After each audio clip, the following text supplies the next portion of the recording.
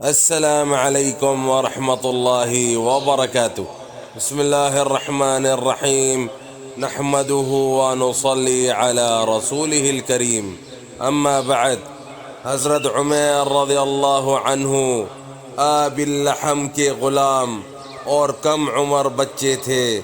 جہاد میں شرکت کا شوق اس وقت ہر چھوٹے بڑے کی جان تھا۔ خیبر کی لڑائی میں شرکت کی خواہش کی۔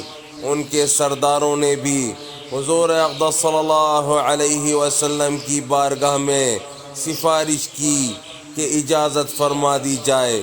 چنانچہ حضور صلی اللہ علیہ وسلم نے اجازت فرما دی اور ایک تلوار مرحمت فرمائی جو گلے میں لٹکا لی، مگر تلوار بڑی تھی اور قد چھوٹا تھا، اس لیے وہ زمین پر گھسٹتی جاتی تھی۔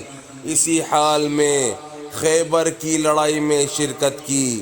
چونکہ بچے بھی تھے اور غلام بھی، اس لیے غنیمت کا پورا حصہ تو ملا نہیں، البتہ بطور عطا کے کچھ سامان حصے میں آ گیا۔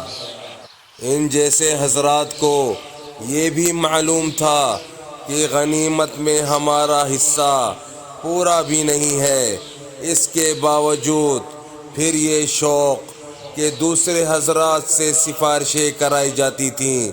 اس کی وجہ دینی جذبہ اور اللہ تعالیٰ اور اس کے سچے رسول صلی اللہ علیہ وسلم کے وعدوں پر اطمینان کے سوا اور کیا ہو سکتا تھا۔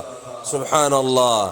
بس میرے بھائیوں دوستوں، جو آج ہم نے پڑھا ہے سنا ہے، اللہ پاک ہمیں اسے سمجھنے کی، عمل کرنے کی اور دوسروں تک پہنچانے کی توفیق عطا فرمائے، اور حضور صلی اللہ علیہ وآلہ وسلم کے مبارک طریقوں پر چلنے والا بنائے۔ السلام علیکم ورحمۃ اللہ وبرکاتہ۔